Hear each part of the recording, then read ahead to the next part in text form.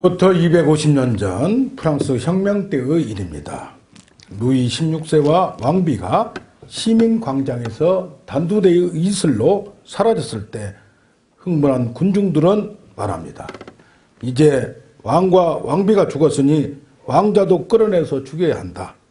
소리치고 있을 때 두려움에 떨고 있는 어린 왕자는 6살밖에 안 된 꼬마였습니다. 왕족의 실을 만리한다고 군중들이 소리칩니다. 그때 한 사람이 말합니다. 왕자를 죽이는 것이 능사가 아닙니다. 그것은 왕자를 천국에 보내는 것밖에 안 됩니다. 차라리 왕자를 죄를 짓게 만들고 뒷골목에 늙은 마녀에게 주어서 더러운 말과 행동을 배우게 하면 왕자가 나중에 지옥도 가고 이 세상에서도 지옥 같은 삶을 살 것입니다. 그래서 뒷골목의 악녀는 왕자에게 더러운 말을 가르치기 시작했습니다. 그런데 그때 어린 왕자는 주먹을 불끈 쥐고 이렇게 해줬습니다. 나는 그런 말을 하지 않겠다. 그따위 더러운 말과 행동을 할 수가 없어요. 내가 그래도 왕자의 신분인데 왕가의 법도를 배웠는데 절대로 할 수 없다. 굳게 맹세하는 6살 어린 왕자의 당당한 모습을 보게 됩니다. 우리가 어떤 상황에서도 하나님의 자녀로서 이것을 어떻게 받아들이고 어떻게 바라보고 어떻게 해석하느냐에 따라서 놀라운 결과가 나타날 줄로 믿습니다. 오늘 제목을 같이 한번 해봅니다. 에레미야의 70년. 에레미야의 70년. 지금 오늘 본문도 보고 또 27장에 보면 29장에도 보면 70년이 앞으로 올 것이다. 앞으로 어려운 시험과 연단이 올 것이라고 말합니다. 그러나 이것을 요한계시록도 마찬가지입니다. 앞으로 환난과 시험 때와 불의 시험의 때가 온다고 그렇게 써 있는데 이것을 지금 현재 끌어들여서 내가 어떤 상황이 있든 그것을 어떻게 받아들이느냐. 할렐루야. 그리고 또 과거에 지나갔던 것을 지금 이 70년의 시각으로 어떻게 판단하고 받아들이냐에 따라서 이것이 달라집니다. 그러니까 우리 교회적으로 보면 공동체적으로 보면 지난 몇 년 동안이 에레미야의 70년이 될 줄로 믿습니다. 그것을 지금 오늘 70년이 끝나는 그 시점으로 바라보고 이 의미가 무엇인지 과거에 우리가 이렇게 신앙생활을 했고 그것이 나에게 무엇을 가져야 하는지 하나님의 뜻을 분별하는 오늘 되기를 원합니다. 아멘. 예.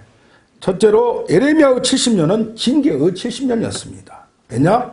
하나님은 에덴 동산부터 하나님과 인간이 약속을 해서 선악과를 따먹지 말라.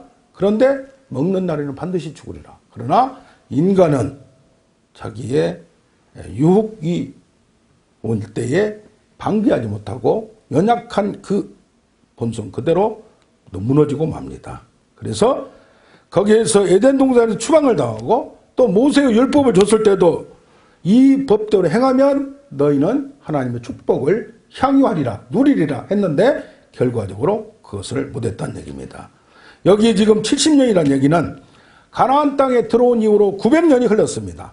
그동안에 안식일을 제대로 지키지 못하고 안식년 7년이 되면 땅을 쉬게 만들어줘야 됩니다. 그것을 하지 못하고 49년이 되면 땅을 또 1년 더 쉬게 만들어서 땅은 무조건 착취만 하고 열매만 맺는 것이 아니라 하나님의 법칙에 따라서 안식을 주고 평안을 주면서 그걸 지켜야 되는데 힘들다 보니까 뭐다 보니까 못한 경우가 많아서 그것을 900년 동안 그동안 못한 것을 누가 계산해 보니까 70년이라고 계산을 했습니다. 6월절, 7.7절, 초막절에도 그 명절에 지켜라. 멀다 보니까 못 지킵니다. 구약의 율법을 제대로 지키지 못하는 것은 우리가 지금 성경 말씀대로 완전히 따를 수는 없다는 것을 보여주는 겁니다. 그러나 오늘 특히 레위기 26장, 신명기 28장부터 쭉 나온 너희가 이렇게 하나님 말씀을 따르면 이런 축복을 받고 이런 보장을 받을 것이다. 그렇지 않을 때는 생사화복을 주장하시는 그 하나님께서 분명히 그 약속대로 할 것이다 라고 얘기했는데 그것대로 지금 그런 일이 나타납니다. 이것이 오랫동안 흘리면서 900년 동안 흘리면서 기다리다가 하나님이 채찍을 들었다는 얘기입니다. 특히 히브리 사람들을 노예로 자기가 썼습니다. 그러면 동족을 자기의 노예로 쓰지 말고 7년 되면 놓아주라. 그냥 풀어주라. 그런데 이것이 아까우다 보니까, 돈이 아깝다 보니까 누구나 그렇습니다. 살다 보면. 그러다 보니까 이런 거 저런 거 다 지키지 못하는 그 70년이 나중에는 하나님께서 다른 방법으로 내가 그 70년을 겪어야 되는 징계의 70년이 되었다는 얘기입니다. 사람은 뭡니까? 내가 세상의 주인으로 생각합니다. 그리고 이 세상은 내가 모든 걸 결정해야 됩니다. 그러나 내가 이 세상에 태어난 거, 여기서 살아가는 거, 죽고 끝나는 모든 것이 하나님의 장중에 있음을 발견하는 우리가 되길 원합니다. 그래서 이 하나님께서 나를 통하여 무엇을 깨닫게 하는지, 우리 인간은 세상을 땅을 쳐다보면 하나님이 보이지 않습니다. 그러나 하나님이 자기를 바라보라고 얘기합니다. 성경적으로 보면 레위기나 신명기나 모세오경을 통하여 이들에게 약속한, 만약에 너희가 이걸 지키지 아니할 때는 이런 징계의 단계가 있다고 말을 합니다. 첫째로 징계의 3단계가 있는데 하나님께서 재앙을 내려서 질병과 눈이 어둡게 하고 쇠약하게 만든다고 합니다. 전염병으로 생산품이 줄어들고 이런 어려움과 기근으로 생계가 위협을 당하는 힘들게 생활이 압박을 받는 환경도 하나님께서 손대는 표시로 보라는 얘기입니다. 두 번째는 이 이스라엘 나라 유대인들이 다른 나라가 쳐들어와서 식민지가 돼가지고 추수 때만 되면은 와가지고 다 뺏어가 버리고 완전히 자유와 자기 주권을 자기 마음대로 행사하지 못하는 일이 사사기를 보나 무슨 역사적으로 다윗 왕 이후에 보나 모든 것이 나타납니다. 그래서 뭡니까? 자기 것을 자기가 누리지 못하는 일이 있을 수 있다는 얘기입니다. 근데 더 깊이 들어가면 이제는 아예 지금같이 이제까지는 이런 일이 없었으면 가나안 땅 900년 동안 이런 일이 없었는데 완전히 멸망을 시키고 거기를 쑥대밭을 만들어버리고 예루살렘 전체를 성을 허물어버리고 성전을 무너뜨려버려서 어떻게 만듭니까? 여기에 왕족과 지도자들을 다 뽑아서 자기 나라로 끌어가 버리는, 아예 나라를 없애버리려고 하는 이런 단계까지 들어갑니다. 어떻게 보면 하나님을 섬기는 이스라엘 백성이 이런 일을 당할 때 허망하지 않겠어요? 하나님은 살아계시다고 믿었는데 자기 나라가 무너져 버리면 어떻게 하겠어요? 그럴 때에 오늘 그 70년 동안을 통하여 하나님을 재발견하고 이제까지 예루살렘에서 느끼지 못한, 알지 못했던 하나님을 경험하는 계기가 됩니다. 할렐루야. 인간은 죄이면서 의인이고 의인이면서 죄인입니다. 어쩔 수 없습니다. 인간은 어떻습니까? 한쪽에는 고미한 인격을 가지고 한쪽에는 동물적인 습성을 가졌습니다. 그래서 뭐예요? 먹어야 되고 동물과 똑같은 본성을 가지고 있고 하나님의 형상도 가지고 있고 우리는 합작품입니다. 그런데 그런 우리의 위치, 내 위치와 내 환경과 여건, 한계를 알고 나서 그러면 70년이라는 기간 동안에 뭘 하나님은 우리에게 알게 하셨는가? 그동안에 하나님 말씀을 제대로 따르지 못한 것에 대해서 하나님은 그냥 보고만 계시지 않고 이제는 손을 들어서 확실하게 나를 믿고 나를 발견하고 내가 살아있음을 알아라는 얘기입니다. 그러면서 뭐라고 말합니까? 징계가 없으면 사람이 변화하지 않고 하나님이 간섭하지 않으면 돌아오지 않는 인간의 본성을 아주 뿌리채 파버리는, 아예 하나님을 각인시키고 나를 이제까지 희미하게만 알고 희미한 존재로 없는 것까지 느꼈던 그들에게 나는 분명히 살아계시고 오늘도 역사한다는 것을 알려주는 교훈을 준 줄로 믿습니다. 히브리서에 보면 징계가 없다면 아들이 아니요 사생아라고 얘기합니다. 사랑하는 자녀를 징계하신다고 합니다. 다윗에게 뭐라 합니까? 인생의 막대와 채찍으로 고쳐서 너를 고귀하게 세상 사람들하고 다른 수준의 사람으로 만든다고 얘기합니다. 계시록 3장 19절은 라우디게아 교회에게 말합니다. 사랑하는 자를 책망하고 징계한다. 그러므로 너희는 열심히 해라. 왜냐?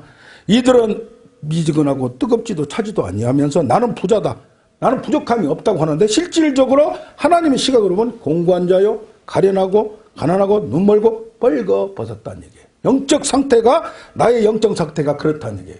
그래서 하나님이 간섭하셔서 알게 하시고 개입한 사건을 통하여 뭐라고 합니까?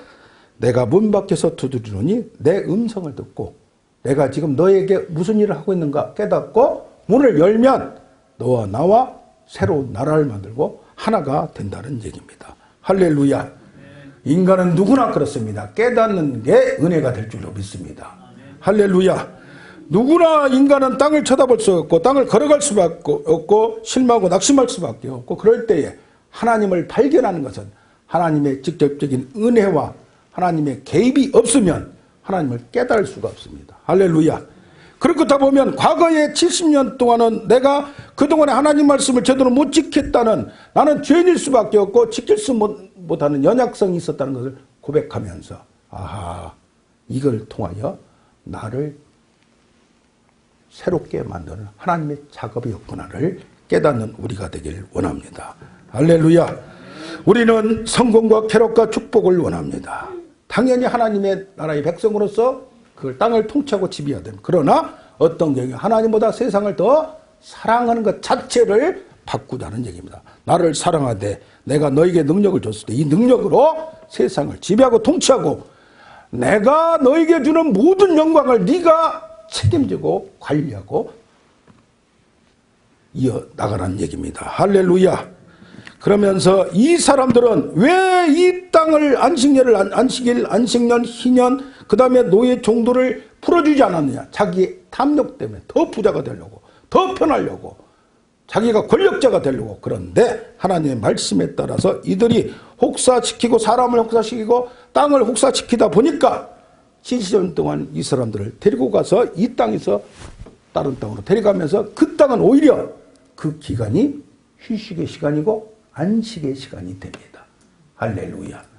내가 너에게 명령한 거, 너에게 안식을 줬고 통치를 줬고 능력을 줬는데 그 능력을 착취하고 학대하고 자기 탐욕을 채우는 대로 나가다 보면 내가 너를 뽑아버리고 그 사람들을 안식하고 평강을 누리게 그 땅을 만든다는 얘기입니다. 할렐루야. 오늘 이런 깊은 깨달음이 있길 원합니다. 하나님 우리를 축복의 통로, 구원의 통로, 능력의 통로로 사용하길 원하심을 깨닫는 우리가 되길 원합니다. 아멘. 둘째로 예레미야 70년은 교육과 연단의 70년이었습니다. 하나님의 교육 방법은 이들을 뽑아서 바벨론으로 뽑아갔습니다. 그러면 지금 볼 때 나는 징계를 받았고 나는 채찍을 맞았고 조상이 하나님 준 땅을 뿌리채 뽑아서 갔을 때 이 사람들 얼마나 허망합니까? 그런데 하나님은 뭡니까? 야곱을 통하여 여기 살아있을 때는 가나안 하나의 부족 산골이 있었지만 누구를 통하여? 요셉을 통하여 애굽으로 끌어가서 세계 문명과 문화의 중심지에서 보호를 받으면서 세계 1등 시민으로 만들었듯이 할렐루야. 이스라엘 나라의 조그만 나라가 아니고 이제는 바벨론 최대의 국가에서 뽑아가서 최고의 시민과 최고의 능력자를 만들기 위한 원대한 계획이 섭리가 숨어있음을 발견하는 우리가 되길 원합니다. 아멘. 그러면서 두 가지 방법을 사용합니다. 특별히 다니엘과 세 친구들, 똑똑한 친구들 통하여 1%의 교육을 시킵니다. 저들이 자기들에게 유리하니까 저들을 그 나라의 최고의 교육을 받게 만듭니다. 이스라엘의 특별한 자를, 할렐루야, 모세를 특별히 애굽의 궁중에서 아무도 배울 수 없는 왕의 법도와 왕의 모든 비밀과 지식을 발견해 배워서 나중에 하나님이 써먹듯이 할렐루야. 그래서 그러면서 이들을 통하여 이 바벨론 땅과 지식과 문화만 따라가는 게 아니고 그러면서도 하나님 말씀을 철두철미 지키면서도 이기는 것을 세상 사람한테 보여주는 놀라운 시험대와 이들을 통하여 하나님이 살아계심을 보여주는 겁니다. 할렐루야. 그러므로 세상에 능력이 많고 돈이 많고 모든 권력이 좋다 할지라도 그것이 영원히 가지 않고 하나님을 따르는 하나님 말씀대로 다니엘서를 쭉 보면 하나님 말씀대로 중심을 잡고 뜻을 정하여 따라갑니다. 그러다 보니까 하늘의 지혜와 총명이 있고 월등한 성적을 보여줍니다. 다른 사람보다 월등하다는 얘기입니다. 그런데 또 특히 하나님의 영의 감동으로 아무도 알 수 없는 꿈을 해석하고 하늘의 지혜와 성령의 능력이 그들을 통하여 세계 끌어와서 식민지 자녀라고 해서 학대하려고 하고 비방과 조소와 또 뭐라고 합니까? 한쪽으로 왕따를 만들려고 하는데도 그걸 뛰어넘는 놀라운 능력의 소유자가 됩니다. 할렐루야. 교회는 문화의 센터와 중심이 되고 세계를 바꿔야 됩니다. 그런데 어떻게 하다 보면 교회가 세상을 따라가 버린 경우가 너무 많습니다.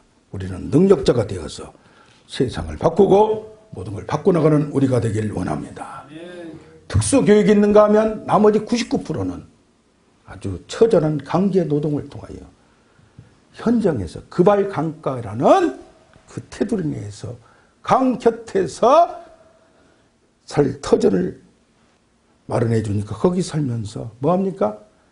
바벨론 땅에 모든 일을 시키면 가서 일합니다. 성을 쌓으면 학대를 받으면서 노동도 제대로 값도 못 받으면서 고된 노동과 눈물을 겪게 만듭니다. 애굽에서도 모세는 왕족에 가서 놀라운 특수하게 임무를 담당할 모세는 그렇게 교육시켰지만 모든 사람은 뭐 했습니까? 성을 지으면서 눈물과 학대와 그 과정 중에 하나님을 경험하는 현장 속에서 경험하는 놀라운 현장 교육 강한 노동을 통하여 눈물을 통하여 하나님만 살아갈 수 없는 그들의 믿음을 배우게 만들고 이제까지는 예루살렘 나라에서 이건 하나님의 땅이고 하나님 주신 도성이고 예루살렘 성정에서 나는 여기서 예배드리고 세계 특수민족 선택받은 민족이라는데 이전에 예루살렘 땅도 아니고 예루살렘 땅도 없어지고 여기 와서도 완전히 밑바닥 생활하는 그들에게 남는 것이 무엇입니까? 희망이 뭐가 있습니까? 오직 하나님이 아니면 할 수 없는 그 호소, 그 열망, 그것을 하나님은 만들어 가는 겁니다. 할렐루야. 그래서 성전이 없어져서 가서 예배드릴 수도 없습니다. 하나님을 찬양할 수도 없습니다. 그러니까 뭡니까? 모세의 오경을 달달달 외워버리는 할렐루야. 성전을 가서 제사를 드릴 때는 성전에 가서 제사 드리는 걸 다 끝난 줄 알았는데 이제는 모세의 오경을 그때 당시 몇 권도 없어요. 들으면 외워버리고 들으면 암기해버려서 중국에서 듣습니까? 마태복음 외우라면 중국어야. 저도 나이 50 넘어서도 어디 가서 성교여행 가면서 로마서를 외운 적이 있어요. 외우니까 외워지더라고요. 할렐루야. 어쩔 수 없을 때는 하나님의 놀라운 은혜와 능력이 나타납니다. 할렐루야. 어떤 분은 성경을 가만히 있으면 성경이 줄줄 떠오른대요. 떠오른대. 그래서 나도 좀 그 단계가 돼야 되겠어요. 할렐루야. 머리에서 조합이 된대요. 설교 준비할 필요도 없고 오만 그냥 탁탁탁 나온대. 성경이 통하고 성경이 맥이 뚫리는 역사가 나타나길 원합니다. 할렐루야. 그러면서 느낀 게 뭐냐? 하나님은 성전에만 있는 게 아니다. 하나님은 예루살렘만 있는 게 아니다. 여기도 계신다.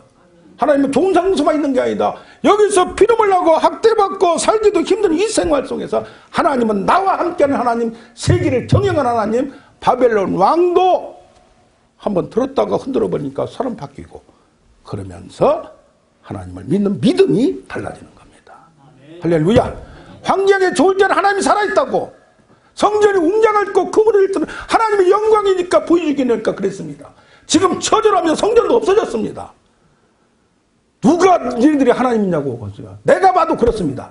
그러나 여기에서 생각을 바꿔버리니까 할렐루야.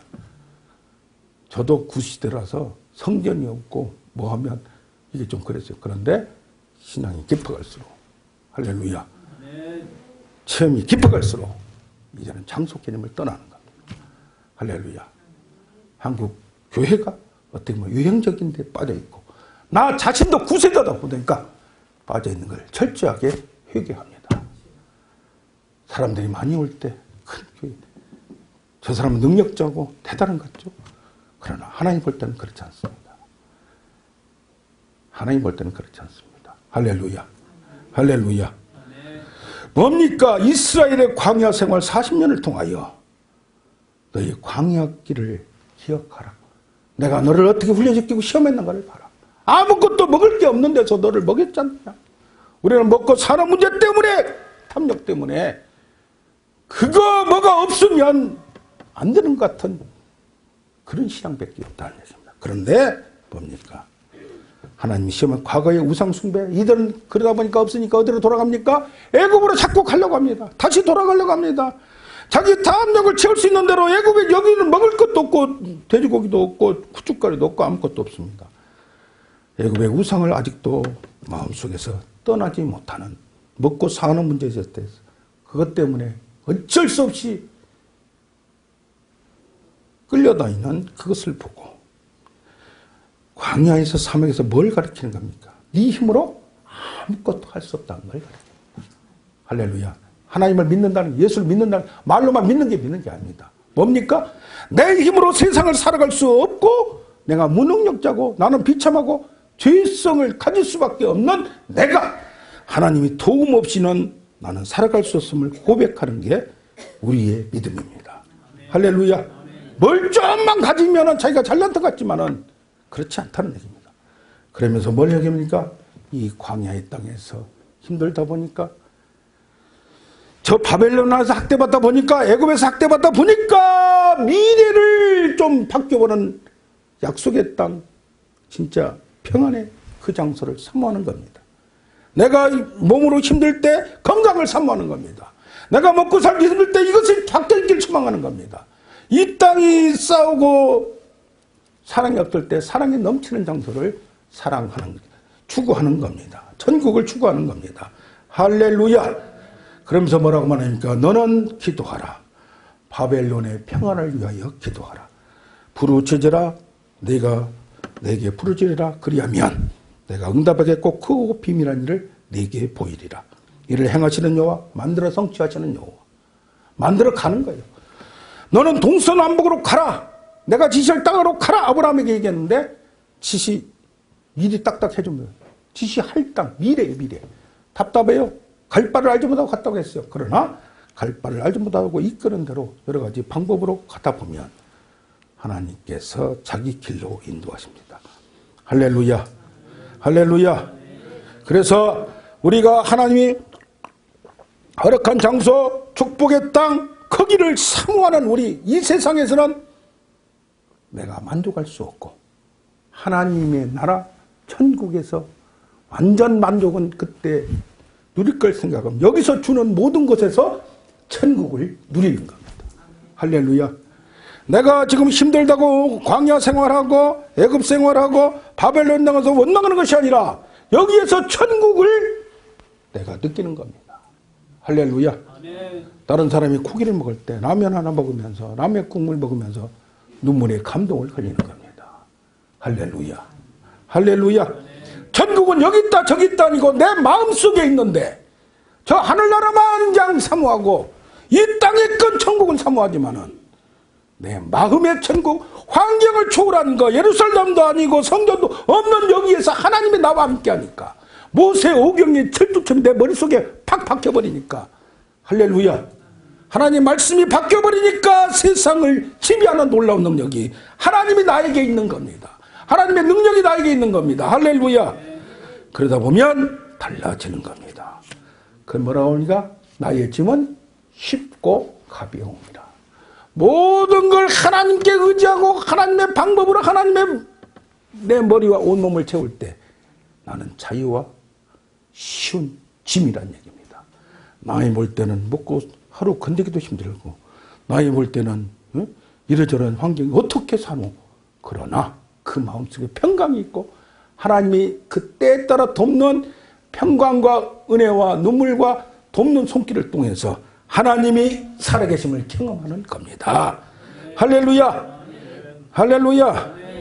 그래서 뭐니까 나의 계획 목적이 아니고 하나님의 방법과 계획 그대로 나가면 하나님이 책임져 주시고 지금 아무것도 없는 저들도 나를 인정하지 않지만 나도 미래가 없어 보이지만은 하나님은 보이는 것에 있는 것이 아니고 하나님의 원대한 계획이 있음을 발견하는 겁니다. 할렐루야. 인생의 마지막에 승리자가 승리하는 겁니다. 할렐루야. 셋째로 에레미야의 70년은 세상 권력의 수명이 70년이라는 얘기입니다. 할렐루야. 유대인들의 교육에는 특별한 교육 세 가지가 있습니다. 유대인의 성공 비결은 다름 아닌 숱한 고난 속에서 그들이 지켜온 뭐 있습니까? 신앙교육이 있습니다. 유대인의 신앙교육은 어디서? 가정에서. 교사는 누가? 부모가. 성경 지식을 가르치는 게 아닙니다. 성경을 주입식으로 막 처음에는 가르칩니다. 반복해서 이게 만듭니다. 그러면서 그 말씀이 들어가면 말씀이 그를 지배하고 사람을 바꾸는 겁니다. 할렐루야. 세마 교육의 신명기 6장 5절부터 나오는 그 교육을 시키면서 나가는데 철저적으로 세 가지 하나님 중심. 나는 아무것도 못한다. 나 없이 하나님은 있지만 하나님 없이 나는 없다. 나는 하나님이 사용하는 도구임을 확실하게 아는 겁니다. 할렐루야. 회당 중심으로 이제 성전 중심이 아니고 회당에서 모이기만 하면 성경을 토론하고 연구하고 나눕니다. 여기서 하나님을 발견합니다. 과거에는 성전이 있어 성전이 없어요. 이제는 아무데나 모이면 그게 가정집이나 그발 강가나 아무데나 회당이 되는 겁니다. 할렐루야. 모임 자체에 두세 사람이 모인 곳에 내가 너와 함께 하겠다는 그 말씀대로 이루어지는 거예요. 세 번째는 랍비 중심으로, 지금과 동안 목사 중심으로 자녀, 교육, 결혼, 이사, 사업, 회사 모든 것에 사목같이, 회사의 사목같이 하면서 상의를 하면서 상담자 역할을 합니다. 그래서 성경을 통해서 볼 때 하나님의 뜻이 무엇인지 이것이 이익이냐 아니냐를 따진 것이 아니고 하나님의 뜻이 무엇인지 하나님의 축복일이 무엇인지 찾아가는 겁니다. 그러다 보면 뭡니까? 70년은 한시적이고 한계가 있다는 얘기입니다. 우리의 모든 시험은 한계가 있다는 얘기입니다. 할렐루야. 지금 나에게 어떤 시험이 있고 과거에 어떤 시험이 있고 공동체로서도 과거에 몇 년이 우리에게는 70년이었습니다.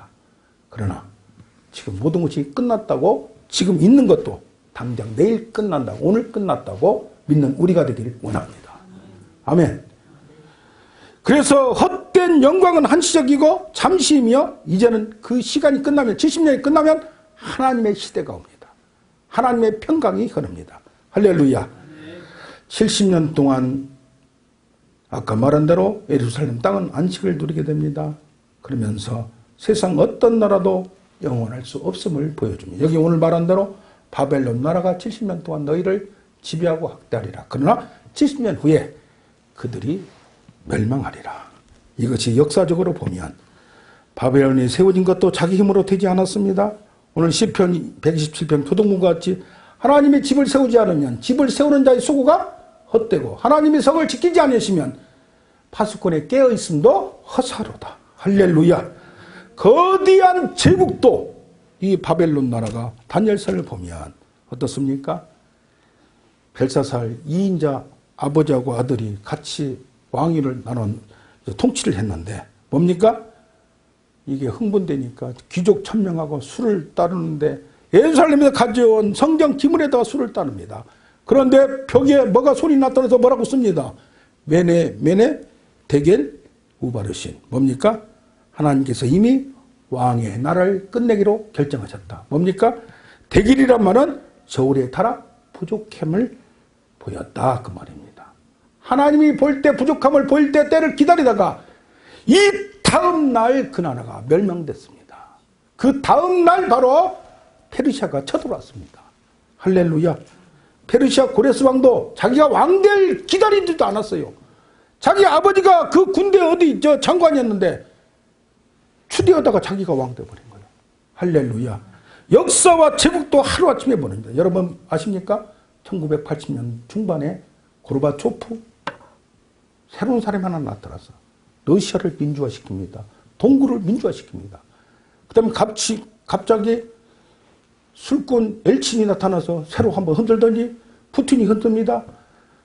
러시아가 강국이었습니다. 그런데 유가가 팍 떨어지면서 러시아 경제가 무너지니까 지금 러시아의 제국의 파워가 지금하고 다릅니다. 과거하고 다릅니다. 그래서 뭡니까? 제국도 회사도 가정도 개인도 하나님이 세워야 가능하고 지켜줘야 세우기도 하자면 성을 지켜줘야 그것이 온전하게 오래 간다는 얘기입니다. 내가 먹으려고 하지 마세요. 할렐루야. 하나님이 흔들어버리고 진동시켜버리면 하나님이 그것이 바로 우리의 때가 될 줄로 믿습니다.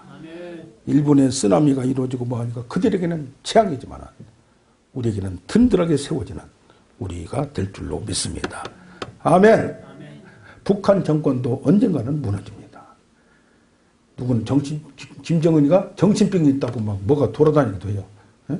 동영상이 돌아다니고 공산주의가 하루아침에 저렇게 쓰러진 북한밖에 없습니다. 지금 중국도 사회주의, 사회민주주의입니다. 공산주의가 하루아침에 쓰러질지를 누가 알았습니까? 그렇듯이 제국과 세계 역사도 하나님의 손에 있음을 알게 됩니다. 할렐루야. 그러면서 다니엘이 그 현장에 있었기 때문에 다니엘 9장 2절에 말합니다. 내가 에레미야 70년의 연수를 깨달았나니. 할렐루야. 아멘. 아무리 힘들어도 그 시기는 이미 끝났음을 선포하는 우리가 되길 원합니다. 교회적으로도 이제는 새로운 일이 나타날 겁니다. 저도 이렇게 빨리 변동이 있을 줄 몰랐어요. 지난주에 안 나오신 분들은 몰라요. 지금 통해서 얘기 듣지만 저도 지금 저의 계획과는 전혀 이상한 방향으로 흘러가고 있어요. 할렐루야.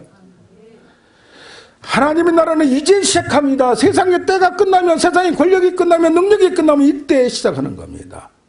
페르시아 1대왕 고레스 왕이 선포합니다. 고국 땅으로 돌아가라. 성전 기물도 다 가져가라. 그러면서 느헤미야를 통하여 다시 회복하고 다시 기원하고 다시 세워지는 역사가 나타납니다. 할렐루야. 유대인은 어떤지 압니까? 역사적으로 그 이후에 바벨론으로 끌려갔습니다. 그 다음에 페르시아가 침입했습니다. 그런데 바벨론을 쳐부수고 나서 거기에서 상권을 누가 잡느냐? 유대인이 잡아버렸어요. 할렐루야. 그들이 언제 끌려갈지 모르고 언제 어떨지 모르니까 전당포나 대부업자, 보석상, 금융업 이쪽에 중세 때도 지금 세계 경제를 미국의 5대 중에 3개가 누구요? 유대인이에요. 유대인. 무슨 문제 생기면 톡 키려고. 그러다 보니까 세계를 움직이는 것이 경제라는 걸 알고 헬라 제국과 그 다음에 헬라 제국인 페르시아 후에 헬라 제국 알렉산더가 세계를 제패합니다. 그때에 그리스 상인과 유대인이 세계를 지배했습니다. 근데 계속 가서 제국이 바뀌지만 이 나라의 파트너는 바뀌지만은 유대인은 영원히 경제를 지배하는 예루살렘에 있다가는 조금은 나에 거기서 끝나지만은 이들을 뽑아서 세계 1등 국가에 제국이 바뀌고 나라가 바뀌고 장소가 바뀌더라도 유대인들은 세계를 잡고 흔드는 영향력을 가지고 지금도 있는 겁니다. 할렐루야. 미국의 공동체 유대인 AIPAC라는 데가 있어요. 작지만 가장 강력한 영향력 있는 단체입니다. 금융권, 언론, 매체, 또 각종 산업, 청바지, 스타벅스, 구글, 인텔, 모든 선거에도 유대인이 지지가 없으면 안 돼요. 그 정도로 파워가 강합니다. 유대인이 지금 2%밖에 안 되고 600만밖에 안 되는데 미국을 흔들고 세계를 흔드는 겁니다. 왜? 미국이 세계를 흔드니까 미국을 잡아오고 그러다 보니까 세계를 흔드는 거예요. 할렐루야. 우리도 교회도 크다고 존재하네요. 미국의 세이비어 교회는 워싱턴에 있는데 150명밖에 안 돼요. 그런데 모든 사람이 그 교회뿐이야. 저 교회는 깨끗하게, 저 교회는 진실하게, 저 교회는 남을 나눠줘. 그러니까 막 도네이션이 들어옵니다. 할렐루야. 큰 교회는 못 믿겠어. 그러면서 놀라운 영향력 있는 모든 걸 오픈합니다. 모든 걸 나눠줍니다. 그러다 보니까 영향 있는 공동체가 되었습니다. 할렐루야. 우리에게도 어디로 인도가 칠지는 모릅니다. 그러나 하나님, 저도 작지만은 강한 공동체. 도리어 큰 교회의 메시지는 약합니다. 왜? 그래야 편하니까. 작은 교회 공동체에서는 메시지가 셀 경우가 있습니다. 여러분이 부담되는 메시지도 있습니다. 그러나 그걸 잡을 때는 나도 살고 이 국가도 살고 교회도 살고 사람들을 살리는 역사가 종교도 이제는 타락하고 돼갑니다. 한국도 마찬가지입니다. 왜 그렇습니까? 그게 역사적인 겁니다. 유럽의 교회가 텅텅 비었습니다. 한국도 지금 한국의 교회 열성과 중국과 보세요. 달라요. 우리는 큰 데서 못하는 순수성과 정결성과 파워를 가지면 이걸 흔드는 지렛대는 작습니다. 할렐루야. 놀라운 역사의 주인공 되기를 원합니다. 아멘. 이 시간